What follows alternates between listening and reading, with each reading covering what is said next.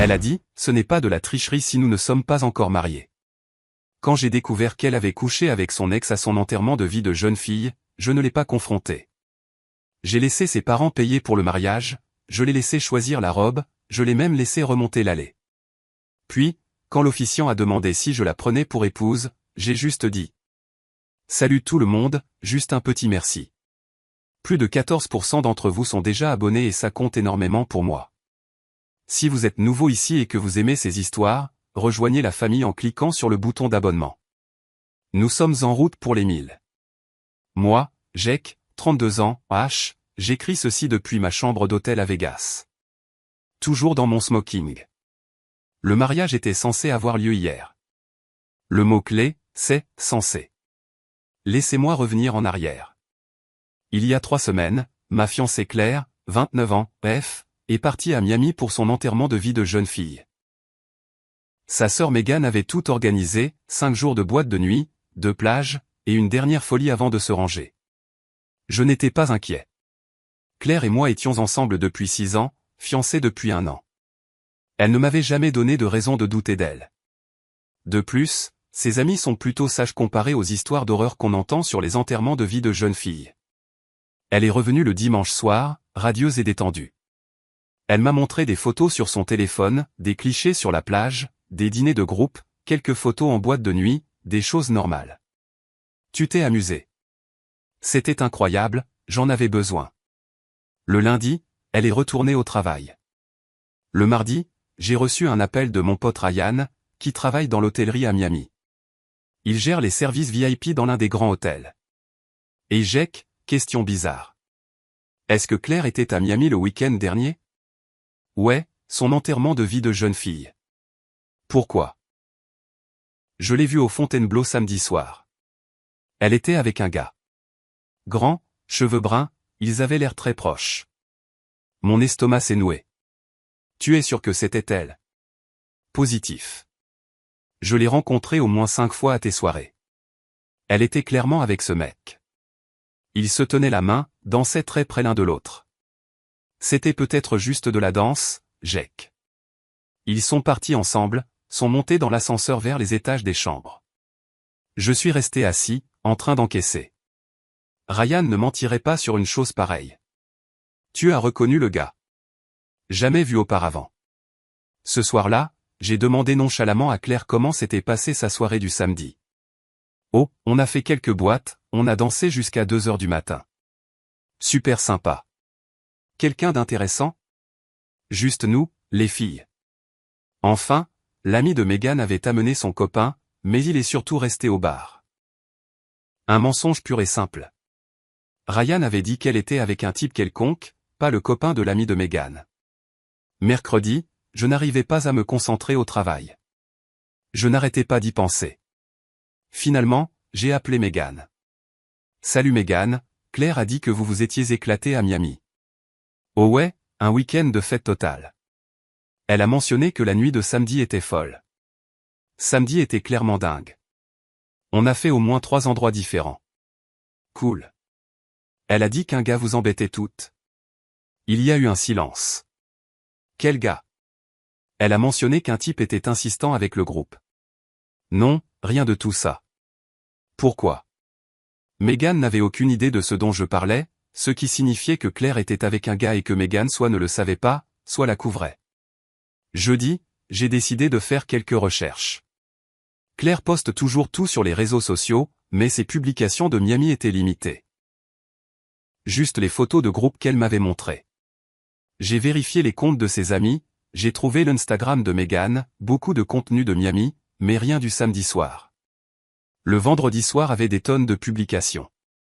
Le brunch du dimanche aussi. Le samedi soir était un trou noir.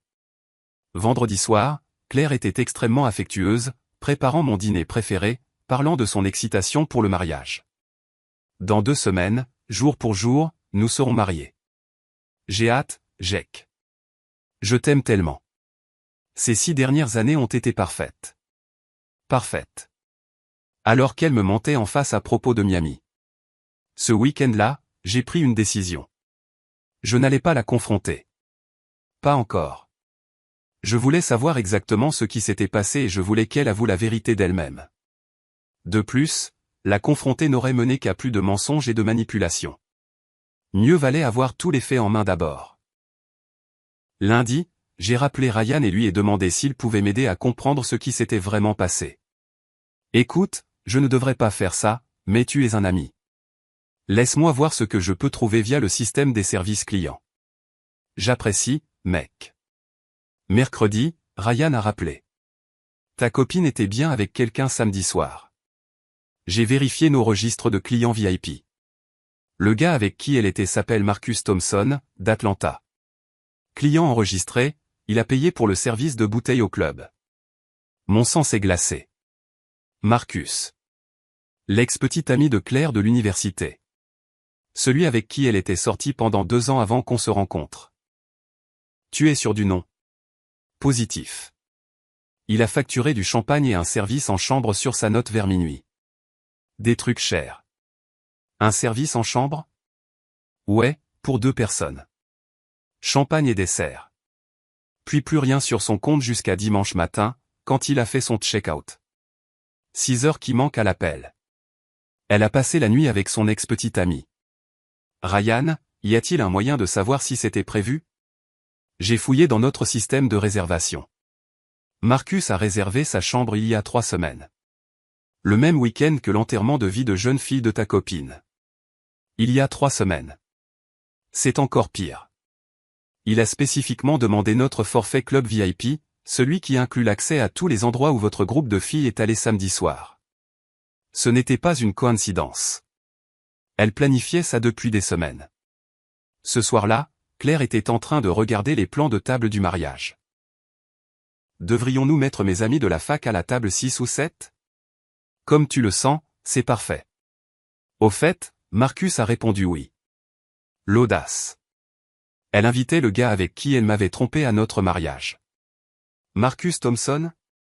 Oui. D'Atlanta. Je t'avais dit qu'il venait. Elle ne me l'avait pas dit. Un autre mensonge. J'ai hâte de le voir. Oh, tu vas l'adorer.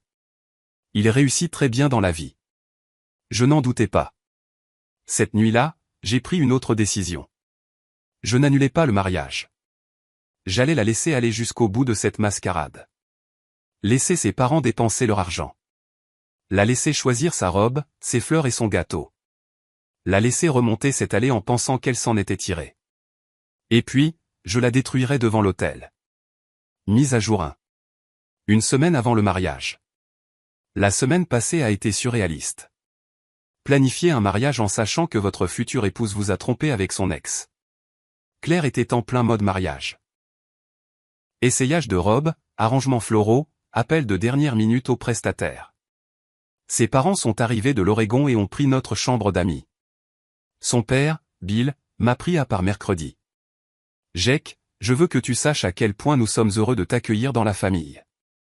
Claire n'a jamais été aussi heureuse. Merci, Bill. Elle représente tout pour moi.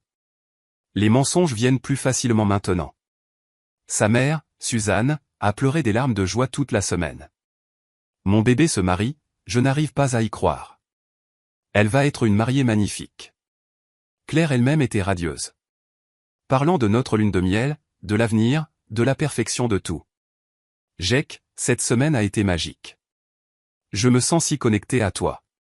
Connecté. C'est le mot. Je sais que Miami m'a fait du bien. Ça m'a rappelé à quel point j'aime ce que nous avons. Miami, où elle a passé la nuit avec Marcus. Jeudi, Marcus m'a appelé. Vraiment appelé. Jake, j'ai hâte d'être à samedi. Ça fait trop longtemps que je n'ai pas vu Claire. Ça devrait être une super fête. Elle a mentionné que vous partiez en lune de miel en Italie. Ça a l'air génial. Nous sommes impatients. Claire parlait toujours d'aller en Italie à l'université. À l'époque où ils sortaient ensemble, où elle couchait avec lui. Eh bien, maintenant, elle a la chance d'y aller avec le bon gars. L'agressivité passive était évidente. Ce type se croyait malin. Vendredi soir, nous avions le dîner de répétition. Claire était magnifique. Ses parents ont fait des discours sur l'amour, l'engagement et le partenariat. Marcus était là, grand, confiant, croisant sans cesse le regard de Claire à travers la pièce. Elle souriait et détournait les yeux, jouant l'innocente. Pendant le discours de mon témoin, je les ai observés. Marcus a levé son verre vers elle. Elle a rougi. Mon témoin, Tom, a terminé son discours. À Jake et Claire, puissiez-vous toujours être honnêtes l'un envers l'autre. Tout le monde a bu, y compris Claire et Marcus. Honnête, hein. Après le dîner, les gens discutaient. J'ai vu Claire et Marcus parler près du bar. Leurs têtes étaient proches. Elle riait de quelque chose qu'ils disaient. Tom l'a remarqué aussi. C'est qui ce gars à qui Claire parle? Son ex de l'université. Bizarre qu'il soit là. Très bizarre. Ils ont l'air proches. Très proches. Je ne me suis pas approché, j'ai juste regardé. Marcus a posé sa main sur son bras en parlant. Elle ne s'est pas retirée. 20 minutes plus tard, Claire est venue vers moi. Tu t'amuses, mon cœur? Super moment. Toi et Marcus, vous aviez l'air de rattraper le temps perdu. Oh ouais. Juste des souvenirs de la fac. Rien d'important. Rien d'important, comme passer la nuit ensemble il y a 3 semaines. Cool. Prête pour demain. J'ai tellement hâte de t'épouser, Jake. La sincérité dans sa voix était presque crédible. Mise à jour 2. Le jour du mariage. Hier était le grand jour. Ça a commencé normalement. Je me suis préparé avec mes garçons d'honneur à l'hôtel. Claire se préparait dans la suite de ses parents avec ses demoiselles d'honneur. Message d'elle à 10h, j'ai hâte de te voir devant l'hôtel. Ma réponse, ça va être parfait. Tom sentait que quelque chose n'allait pas, tu as l'air calme pour un gars qui se marie dans 4 heures. Juste prêt à en finir. Le trac? Tout le contraire. Mon téléphone a vibré. Message du détective privé, la dernière activité de carte de crédit montre que Marcus Thompson s'est enregistré dans un hôtel local la nuit dernière. Facture au bar de l'hôtel jusqu'à 2h du matin. Tu veux que je creuse plus? J'ai répondu par texto, pas la peine. J'ai tout ce dont j'ai besoin. Marcus était venu pour le mariage et faisait la fête jusqu'à 2h du matin. Probablement en textant Claire toute la nuit. 13h, nous nous sommes dirigés vers le lieu. Une belle cérémonie en plein air, 150 invités. Temps parfait. Les parents de Claire avaient dépensé au moins $50 000 pour ce truc. Les invités arrivaient. J'ai serré des mains, fait la conversation, joué le marié heureux. Marcus est arrivé à 13h30. Il est venu droit sur moi. Grand jour, Jake. Le plus grand. Claire est magnifique. Je l'ai vue tout à l'heure. Quand l'as-tu vue? Elle m'a envoyé un texto ce matin. Elle voulait s'assurer que je trouve le lieu. Ok. Elle lui envoyait des textos le matin de notre mariage. C'est tout clair. Toujours à penser aux autres. Elle est spéciale. Tu es un homme chanceux. Le plus chanceux. 14h, la musique a commencé. Les demoiselles d'honneur ont remonté l'allée. Megan avait l'air nerveuse pour une raison quelconque. Puis Claire est apparue. Elle était parfaite. Robe blanche, voile, fleurs, son père à son bras, rayonnant de fierté. Tous les invités se sont levés, les appareils photo crépitaient, sa mère pleurait des larmes de joie. Claire était radieuse, souriant à tout le monde. Quand elle m'a vu à l'hôtel, son sourire s'est encore élargi. Elle a articulé sans un bruit, « Je t'aime ». J'ai hoché la tête en retour. Son père me l'a confié avec un murmure, « Prends soin de ma fille ». Je le ferai. L'officiant a commencé la cérémonie. Les banalités habituelles sur l'amour, l'engagement et le partenariat. Le mariage est bâti sur la confiance, l'honnêteté et la fidélité. Claire a serré mes mains. Marcus était assis au 3e rang, observant attentivement. Jake et Claire ont choisi d'unir leur vie l'un à l'autre devant leur famille et leurs amis. Encore des serments de main de la part de Claire. Les vœux qu'ils prononcent aujourd'hui représentent leur engagement à affronter ensemble les défis de la vie. Je pouvais voir la mère de Claire essuyer ses larmes, son père enregistrant tout sur son téléphone. L'officiant s'est tourné vers moi. « Jake, voulez-vous prendre Claire pour légitime épouse, pour la voir et la chérir, dans la maladie comme dans la santé, dans la richesse comme dans la pauvreté, pour le meilleur et pour le pire, en renonçant à toutes les autres, tant que vous vivrez tous les deux. C'était le moment. Celui que je planifiais depuis 2 semaines. J'ai regardé Claire. Elle était radieuse, dans l'attente, complètement confiante.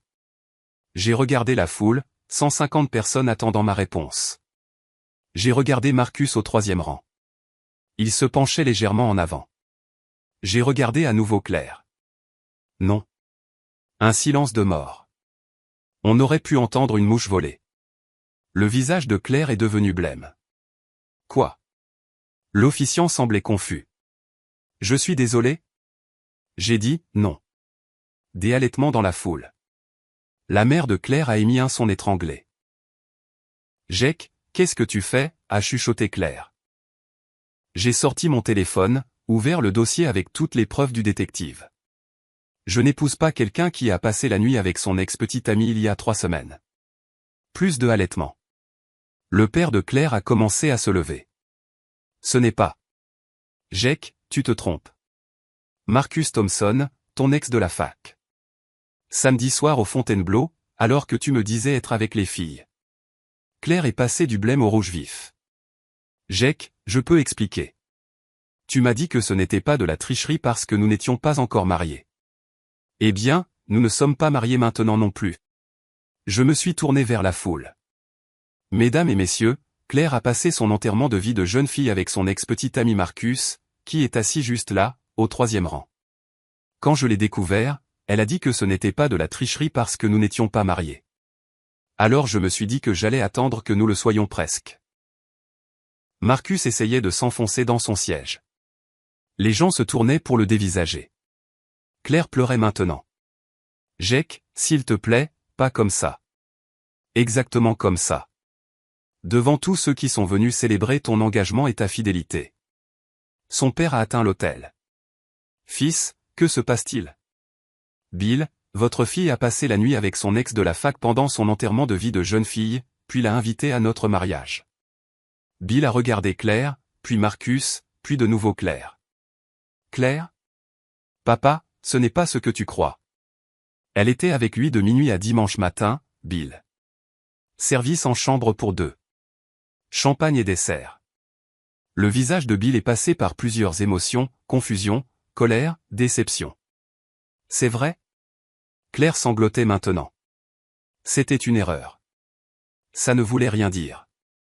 Une erreur qui a duré toute une nuit. La foule était en effervescence. La moitié enregistrait avec leur téléphone. L'autre moitié regardait, simplement choquée.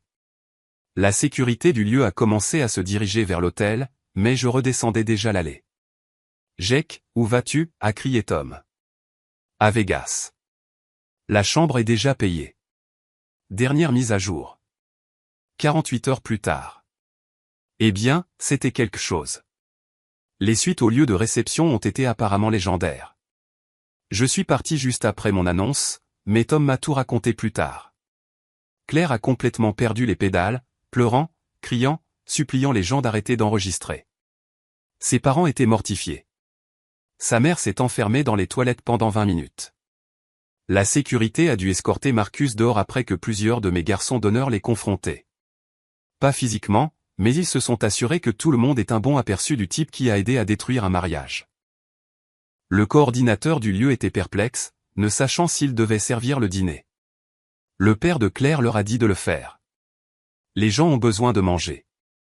Donc, 150 invités ont mangé un dîner de réception pendant que Claire pleurait dans la suite de la mariée. Sa sœur, Megan, était apparemment au courant pour Miami depuis le début. Elle a finalement admis que Claire l'avait appelée, paniquée, dimanche matin, la suppliant de la couvrir. Elle avait dit que c'était une erreur et que je ne le découvrirais jamais. Les parents de Claire sont rentrés en Oregon hier. Son père m'a appelé avant leur départ. Jake, je te dois des excuses. Si j'avais su ce que Claire a fait.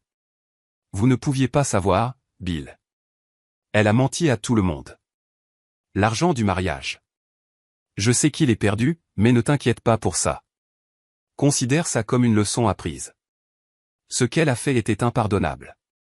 Je suis d'accord. Claire a fait exploser mon téléphone. Appels, textos, messages vocaux, tous des variations du même thème, c'était une erreur, ça ne voulait rien dire, c'est toi que j'aime, pas lui, on peut surmonter ça, tout le monde fait des erreurs, tu m'as humilié. Ce dernier était mon préféré.